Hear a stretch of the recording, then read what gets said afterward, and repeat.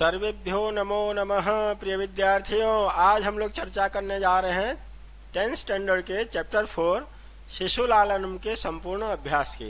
तो आइए चर्चा करते हैं संपूर्ण अभ्यास। पूरे प्रश्न उत्तर की इस वीडियो में हम लोग चर्चा करेंगे। प्रथम प्रश्न, एक पदेन उत्तरम लिखत, अर्थात वन वर्ड में आंसर लिखिए, एक शब्द में एक पद में उत्तर लिखिए। पहला क प्रश्न, कुशलवो कम उपसृत्य प्रणमत। कुशलवो कुश और लव कम उपसृत्य किनके पास जाकर प्रणमतः प्रणाम करते हैं, अर्थात कुश और लव किसको पास जाकर के प्रणाम करते हैं। तो हमने पढ़ा था रामम, राम जी के पास। कम में क्वेश्चन पूछ रहे हैं, कह कहो के कम, तो इसीलिए हो जाएगा यहाँ पे रामम। तपोवन वासिन कुशस्य मातरम केन नामना आह्वयन्ति। जो तपोवन के रहने वाले थे, तपोवन वासी थे, कुशस्य मातरम कुश के माताजी को केन नामना आह्वयन्ति किस नाम से पुकारते हैं या बुलाते हैं। तपोवन वासी कुश के मम्मी को या माताजी को किस नाम से बुलाते हैं, देवी, देवी नाम से बुलाते हैं। ग प्रश्न, वयोनुरोधात कह लालनीय भवति। वयोनुरोधात, वयोनुरोधात वय मतलब उम्र, उम्र के कारण कौन लालनीय होता है, शिशु हो, छोटा सा बालक, उसके कम उम्र होने कारण से वो प्यार करने योग्य होता है, लालनीय होता है। केन संबंधेन वाल्मीकि लवकुशयो गुरुहु। केन संबंधेन किस संबंध से, किस रिलेशन से वाल्मीकि लव और कुश के गुरु हैं।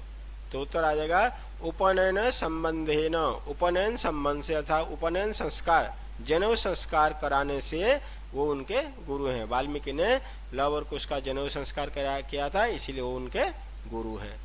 तो आइए ग प्रश्न देखते हैं।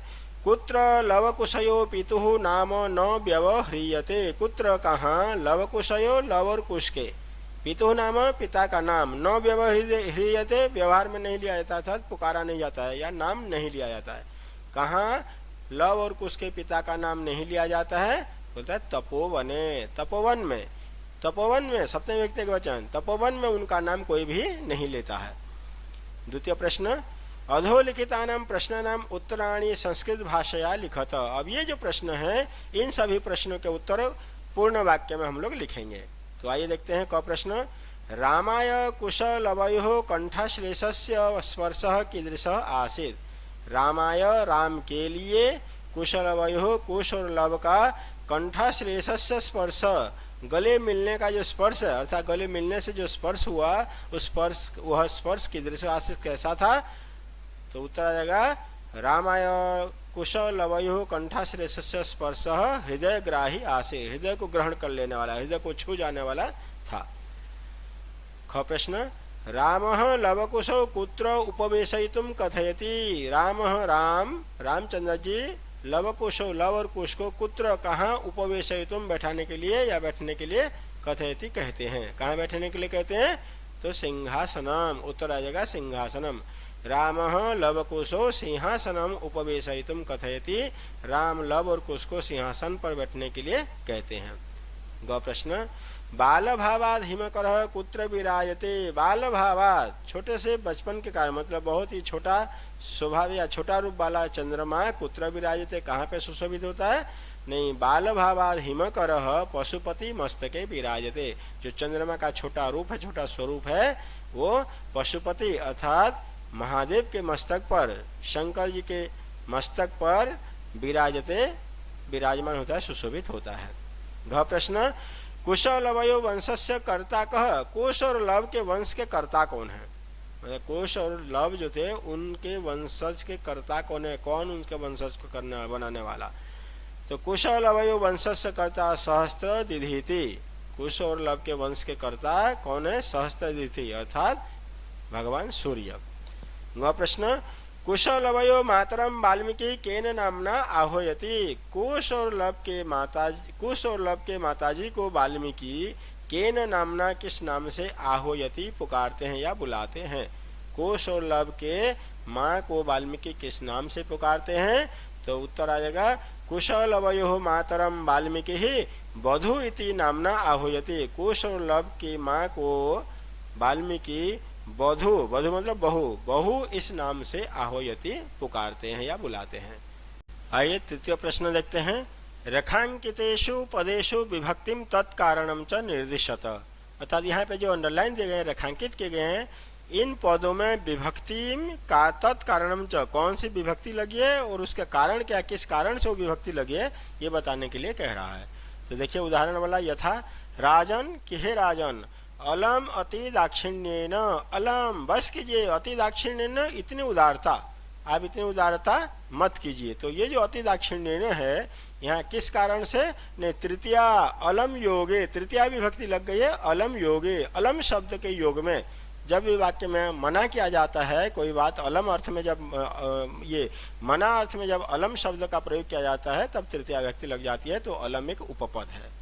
अब का प्रश्न देखते हैं, रामः लवकुशौ आसनार्थम उपवेशयति। रामः राम लव और कुश को बैठने के लिए उपवेशयति, यानी आसनार्थम उपवेशयति, आसन पर बैठाना चाहते हैं। रामः लवकुशौ आसनार्थम उपवेशयति, राम लव और कुश को आसन पर बैठाते हैं। तो यहाँ पे उपवेशयति पदस्य कारण द्वितीया विभक्ति, ये जो उपवेशयति शब्द है, इसी शब्द के कारण यहाँ पे द्वितीया विभक्ति लग गई है, आसनार्थम द्वितीया विभक्ति। ख प्रश्न, धिंग माम एवं भूतम, धिक्कार है मुझको, एवं भूतम इस प्रकार बने हुए, ऐसा बने हुए मुझे धिक्कार है। माम यहाँ पे द्वितीया विभक्ति लगी है, क्यों द्वितीया लगी है, ये धिंग, धिंग को धिक हो जाता है, संधि हो गई यहाँ पे, तो धिक शब्द एक उपपद है और इसी के कारण से द्वितीया विभक्ति लगती है। जैसे द्वितीया में पढ़ते ना, परित उभयत समया निकषा प्रति बिना धिक, ये उपपद है, तो ये धिक उपपद आ गए यहाँ, इसीलिए द्वितीया विभक्ति।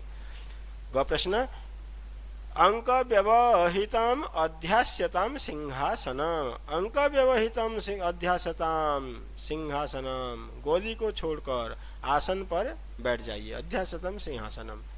तो अध्यास्यताम इति पदस्य कारणेन द्वितीया विभक्ति, यहाँ पे ये अध्यास्यताम पद है, इसी के कारण से सिंहासनम में द्वितीया विभक्ति लग गई। अलमति विस्तरेण, बस की जाति विस्तार से, इतने लंबे चौड़ाई, अलमति विस्तरेण, इतने ज्यादा लंबा चौड़ा विस्तार में मत कहिए। तो यहाँ पे भी अलम उपपद है, तो अलम के योग में तृतीया विभक्ति लग गई है, अलम के योग में तृतीया। रामम उपसृत्य प्रणम्य च, राम के पास जाकर और प्रणाम करके, तो यहाँ पे रामम में कौन सी विभक्ति है, नहीं द्वितीया विभक्ति, किस कारण से लगी है, उपसृत्य पद के योग में, जब भी उपसृत्य पद प्रयोग किया जाता है तब द्वितीया विभक्ति लग जाती है। अब चौथा प्रश्न, यथा निर्देशतम या यथा निर्देशम उत्तरत, जैसा निर्देश दिया गया है वैसे ही उत्तर दीजिए, यथा निर्देशम उत्तरत। का प्रश्न, जानाम्यहम तस्य नामधेयम अस्मिन् वाक्ये कर्तृपदम किम, जानाम्यहम, जानामि अहम, मैं जानता हूँ उनका नाम, इस वाक्य में कर्ता पद कौन है या क्या है। तो मैं जानता हूँ, जानने का काम कौन कर रहा है, मैं कर रहा हूँ, तो यहाँ पे अहम हो जाएगा ये कर्ता पद। ख प्रश्न देखते हैं, किम कुपिता एवं भणति उत प्रकृतिस्था, अस्माद् वाक्याद् हर्षिता इति पदस्य विपरीतार्थक पदम चित्वा लिखत। तो किम कुपिता, क्या क्रोध में आकर इस प्रकार बोलती है, उत प्रकृतिस्था या फिर स्वाभाविक रूप से। अस्माद् वाक्यात, इस वाक्य से हर्षिता इस पद का विपरीतार्थकम पदम चित्वा लिखत, इस पद का जो हर्षिता, हर्षिता मतलब बहुत ही प्रसन्न खुश, तो इस हर्षिता पद का विपरीतार्थक मतलब विलोम पद चुन करके लिखना है। तो हर्षिता का क्या विलोम है, कुपिता, ये कुपिता हो जाएगा इसका विलोम, तो उत्तर हो जाएगा कुपिता। विदूषक उपसृत्य, विदूषक पास जाकर आज्ञापयतु भवान, आदेश दीजिए आप। अत्र भवान इति पदम कस्मै प्रयुक्त, यहाँ पे भवान पद किसके लिए प्रयोग किया गया है, किन के लिए प्रयोग किया गया है, तो जगह राम के लिए प्रयोग किया गया था, तो इसीलिए यहाँ पे आ जाएगा रामाय, चतुर्थी व्यक्ति एक वचन, क्योंकि क्वेश्चन पूछा कस्मै, कस्मै में पूछा है, इसलिए यहाँ हो जाएगा रामाय, राम के लिए। तस्माद् अंक व्यवहृतम अध्यास्यताम सिंहासनम अत्र क्रियापदम किम, तस्मात् इसलिए अंक व्यवहितम, गोदी को छोड़कर सिंहासनम अध्यासतम, सिंहासन पर बैठ जाइए। अत्र क्रियापदम किम, यहाँ पे क्रियापद क्या है, तो अध्यास्यताम ये है क्रियापद, बैठ जाइए, तो ये क्रियापद है। ग वाला प्रश्न, वयसस्तु न किंचिद अंतरम अत्र आयुषः इत्यर्थे किम पदम प्रयुक्तम, उम्र का तो न किंचित अंतरम, कुछ अंतर ही नहीं है, अत्र यहाँ आयुष, आयुष मतलब उम्र, उम्र का इस अर्थ में क्या पद प्रयोग किया गया, कौन सा पद प्रयोग किया गया है, तो जगह वयसः, यहाँ संधि विच्छेद कर देंगे, वयसः प्लस तु, तो जगह वयसः शब्द आयुष का पर्यायवाची शब्द है। तो जब भी इत्यर्थे पूछता है छात्रों, जब भी इत्यर्थे पूछता है तो वहां पे पर्यायवाची शब्द समझना है और उत्तर इसका हो जाएगा वयसः। पांचवा प्रश्न, अधोलिखितानि वाक्यानि कह कम प्रति कथयति। ये जो नीचे दिए गए वाक्य हैं ये कौन कहता है और किसको कहता है? कहने वाले में प्रथमा विभक्ति और जिसको कहा जाता है द्वितीय विभक्ति, अर्थात कहने वाले में कर्ता कारक और जिसको कहा जाता है उसमें कर्म कारक। सव्यवधानम न चारित्र लोपाय, सव्यवधानम न चारित्र लोपाय, ये सेंटेंस किसने किसको कहा था? नहीं, ये सेंटेंस रामचंद्र जी ने उभो लव और कुश दोनों के लिए कहा था। सव्यवधानम, रुकावट मत कीजिए, रुकावट मत कीजिए, चरित्र लोपाय, अपने चरित्र को छुपाने के लिए किसी प्रकार कोई रुकावट न करें। किम कुपिता एवं भणति उत प्रकृतिस्था, क्या क्रोध में आकर इस प्रकार बोलती है या फिर स्वाभाविक रूप से? तो कौन कहा था? ये विदूषक ने कहा था। तो विदूषक में हो गया प्रथमा विभक्ति और किसको कहा था? ने कुश को कहा था, तो कुश में हो जाएगा द्वितीय कुशम। गौ प्रश्न, जानाम्य हम तस्य नामधेयम, जानता हूं मैं उनका नाम। कौन बोला था? कुश ने कहा था। किसको कहा था? रामचंद्र जी को। तो कुशः रामम, कुश ने राम को। तस्याः द्वे नामानि, उनकी तो दो नाम है। कौन कहा था? लव ने कहा था विदूषक को, तो लवः विदूषकम। वयस्य अपूर्वम खलु नामधेयम, अरे मित्र ये तो नाम बहुत ही अपूर्व है, अद्भुत है। तो ये कहा था रामचंद्र जी ने विदूषक को कहा था, तो यहाँ पे हो जाएगा विदूषकम। क्या हो जाएगा? विदूषकम। आइए छठा प्रश्न देखते हैं। मंजुषातः पर्यायपदम चित्वा पदानाम समक्षम लिखत। मंजुषातः, ये जो बॉक्स दिया गया मंजुषा, इसमें से पर्यायवाची पद को चुन करके उन्हीं के सामने लिखना है। यहाँ कुछ शब्द दिए हुए हैं और इनके सामने दो दो पर्यायवाची शब्द लिखेंगे हम लोग। तो आइए देखते हैं। हिमकरः, हिमकर मतलब होता है चंद्रमा, तो शशि ही और निशाकरः, ये दोनों ये चंद्रमा के पर्यायवाची है, हिमकर के पर्यायवाची है। संप्रति, संप्रति का मीनिंग होता है अब, संप्रति का मीनिंग अब, तो अधुना का मीनिंग हो जाएगा अब और इदानीम का मीनिंग भी अब। समुदाचार, अच्छा व्यवहार, सद्व्यवहार, शिष्टाचार, सदाचार। पशुपति, शंकर जी, महादेव, शंकर महादेव, तो शिव और चंद्रशेखर। तनयः, तनय मतलब पुत्र और सुतः, ये दोनों ये पर्यायवाची है। सहस्त्र दिधीति, इसका मतलब सूर्य, तो यहाँ से एक ले लिया सूर्य और भानु, ये दोनों इसके पर्यायवाची शब्द हैं। आप पाठ देखते हैं इसका। विशेषण विशेष्य पदानि योजयत, यहाँ पे कुछ विशेषण दिए और कुछ विशेष्य दिए हैं, उन विशेषण और विशेष्य को जोड़ने के लिए कह रहा है। तो आइए देखते हैं। जैसे उदाहरण में दिया है श्लाघ्या, प्रशंसनीय, क्या थी? कथा, कहानी, तो प्रशंसनीय कहानी। उदात्तरम्य, बहुत ही सुंदर। समुदाचर, व्यवहार, बहुत ही अच्छा उत्तम व्यवहार। अति दीर्घ, बहुत ही लंबी। प्रवास, यात्रा, बहुत ही लंबी यात्रा। समरूप, एक जैसा, स्वरूप वाला। कुटुंब वृत्तांत, कुटुंब वृत्तांत यहाँ हो गया ये कुटुंब वृत्तांत, तो नहीं है छात्रों, यहाँ पे ट हो जाएगा कुटुंब वृत्तांत। हृदयग्राही, हृदयग्राही, हृदय को छू जाने वाला, ग्रहण कर लेने वाला। स्पर्श, हृदयग्राही स्पर्श। और कुमारयोः लव कुशयोः, दोनों लव और कुश कुमारों में। सातवां प्रश्न, अधोलिखित पदेशु संधिम कुरुत। अब यहाँ जो पद दिए हुए संधि विच्छेद वाले पद दिए, इसको हम संधि करेंगे। ठीक है, तो देखते हैं। द्वयोः प्लस अपि, अब यहाँ पे रत्तो संधि है। विसर्ग से पहले अ को छोड़ करके जब कोई स्वर आता है और बाद में कोई भी स्वर, तीसरा चौथा पांचवा यर लव ह आने पर विसर्ग को र हो जाता है, तो यहाँ पे विसर्ग को र कर दिए, र में मिल गया रोपी, द्वयोरपि। द्वो प्लस अपि, यहाँ पे अयादि संधि, औ को आब हो जाता है तो द्वावपि बन जाएगा। द्वो प्लस अपि, औ को आप कर दे, द्वा बन जाएगा, द्वा और आधा वो में और मिल जाएगा द्वावपि।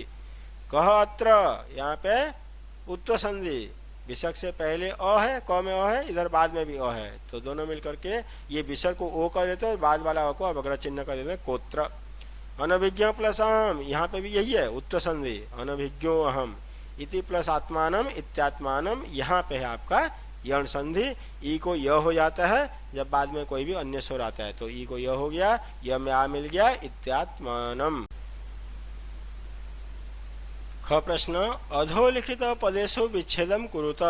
ये जो नीचे लिखे गए पद हैं, इन पदों में संधि विच्छेद करना है, हमें विच्छेद करना है। अहमप्येतयोः, अहम प्लस अपि प्लस एतयोः, यहाँ हलत म में अ मिल जाएगा, मपी हो जाएगा अहमपी, और ई के बाद अन्य स्वर आने पे ई को य हो जाएगा, तो मह अहमप्ये तयो। वयोनुरोधात, वयः प्लस अनुरोधात, विसर्ग से पहले अ है यहाँ पे, विसर्ग के बाद अ, तो विसर्ग को ओ कर देंगे और बाद वाली जो अ है इसको अवग्रह चिन्ह कर देंगे, वयोनुरोधात। समानाभिजनो, समान प्लस अभिजनो, और अ मिलकर के आ बन गया समानाभिजनो, नौ में अ है, इधर अ है। खलवेतत, खलु प्लस एतत खलवेतत, ऊ को वो हो जाएगा यण संधि के नियम से, खलु प्लस एतत खलवेतत। तो प्रिय विद्यार्थियों, अगर मेरा ये वीडियो आप सबको पसंद आया, इसे लाइक कीजिए, शेयर कीजिए, और मेरे चैनल को सब्सक्राइब नहीं किया तो सब्सक्राइब जरूर कीजिए। थैंक यू, धन्यवाद, नमो नमः।